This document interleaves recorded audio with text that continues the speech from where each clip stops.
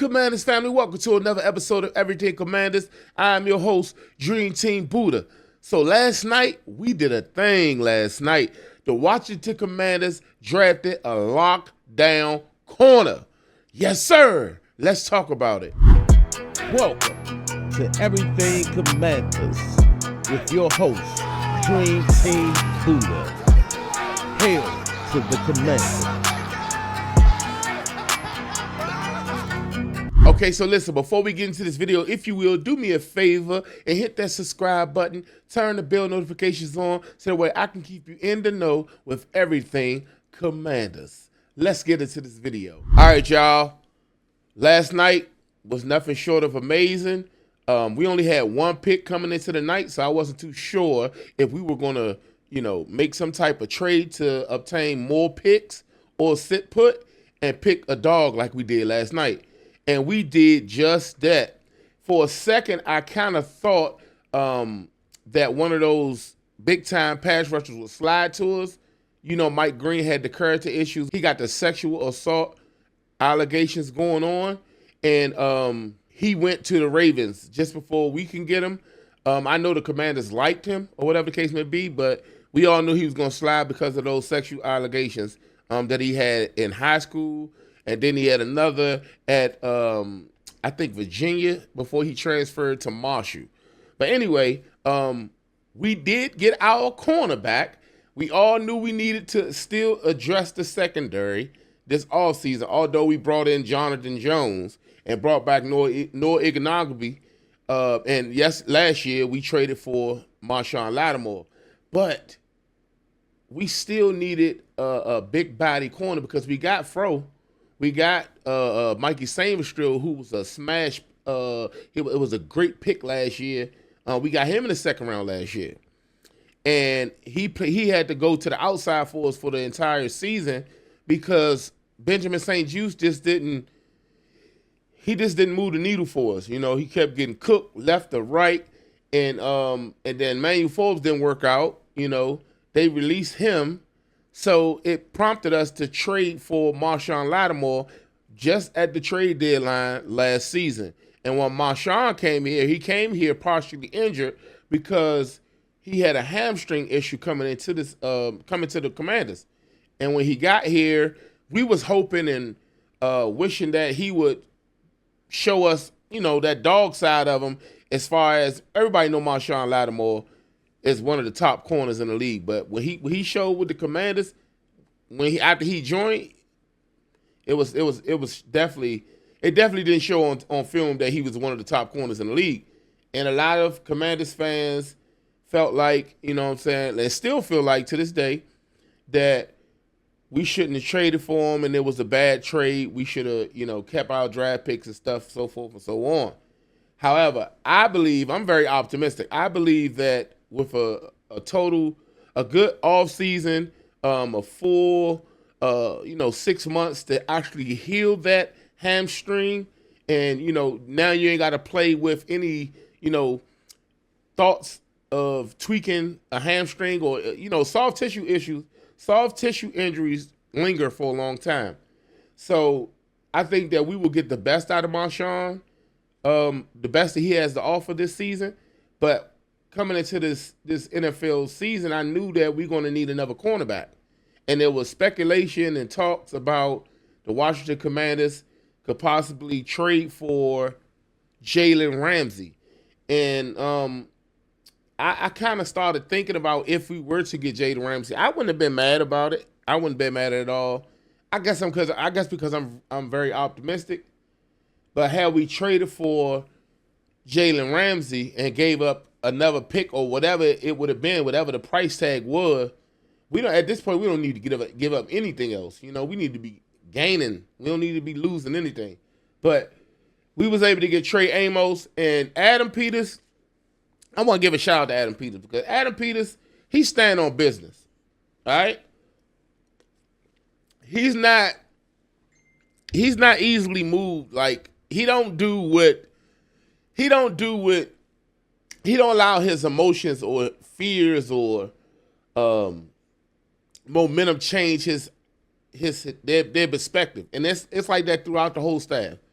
They had Trey Amos high on their board, and they had offers from other teams, just like we did in the first round, where the Eagles wanted to trade with us, but they sat where they were, and they took Josh Connolly Jr. because they vowed to themselves that this guy's still on the board at pick number 29, they're going to take him. Same thing with Trey Amos.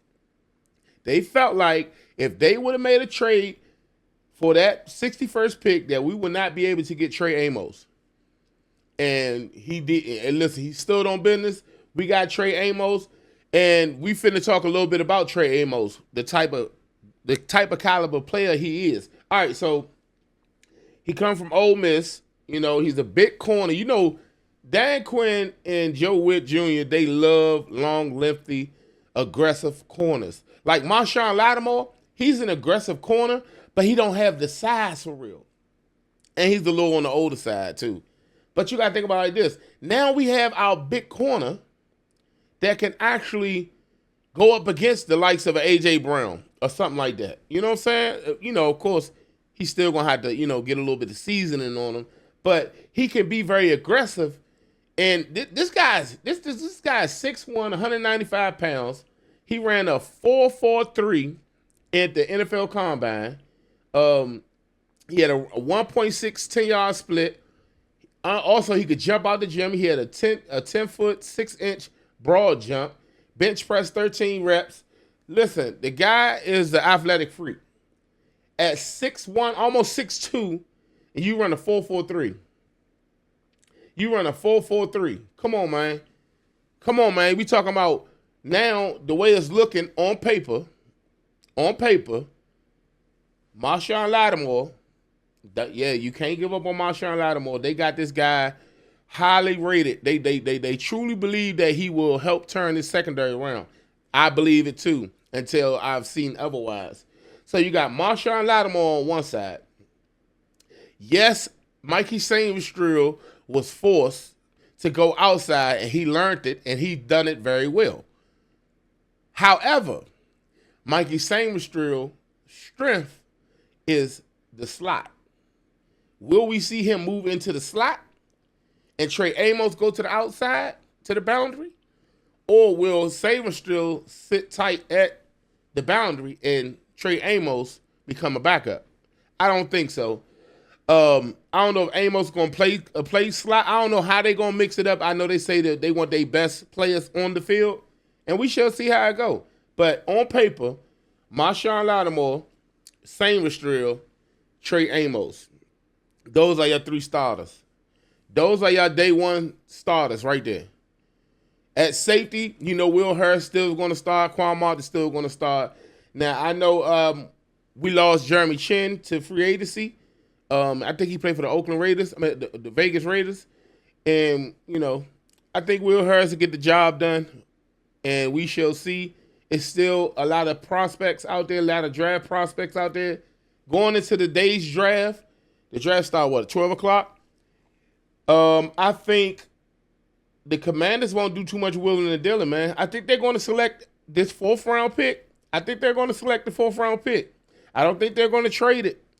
I really think AP said last night in his presser after we drafted Trey Amos that the Washington Commanders will sit tight and they ain't trying to draft back up into the 3rd round to select somebody who's gonna be there and who's for them is gonna be for them. Okay, they ain't trying to do all that other stuff. Okay, and I get it. It was a lot of players still there, but the talent that's left right now, there's still a lot of talent left on the board, and it's no need to jump up. It's no need to jump up. That's how I feel. I stand with AP at the end of the day. I hope you stand with AP too. But anyway, so I don't think we're going to trade either up or back with the with this 4th-round pick, unless it makes sense, of course. But anyway, so we got a 4th, we got a 6th, and we got a 7th-round pick. We got 3 picks on day 3 of the NFL draft, and we shall see. We shall see how it turns out. But Trey Amos, we have our lockdown boundary corner. And I know lockdown is putting a lot on this young man, but the way he plays, he's looking to take the ball away. See, St. Juice used to always, he'll be there. He'll get a penalty, if anything. He damn sure ain't getting that ball. So you got to look at it like this, man. To have a ball-hawking corner who ain't afraid to play press, who knows how to get on top of the receiver to make sure the receiver don't beat him over the top. He got 4.43 speed. The young kid he's smart, and like I said, he's strong and he's aggressive, and you want that. He's like a bigger body Marshawn Lattimore when Marshawn was younger, though. You know what I'm saying? Will he mount up to be one of the top corners in the league? We shall see. But I think it was an excellent pick that from Adam Peters in the Washington Commanders. That's going to do it for me. If you're new to the channel, make sure you like, share, subscribe this video, and make sure that you hit the bell notification so that way I can keep you in the know with everything Commanders. I appreciate everybody that been rocking with me for the past couple of days as I go live during the NFL draft. I will not be going live today for sure. I got some things going on, so definitely we will break down the entire draft once the entire draft is over. So we will be right back right here, y'all. I appreciate everybody for tuning in. Before I go, left hand up. Who are we? The Commanders. I'm going to catch you on the next one.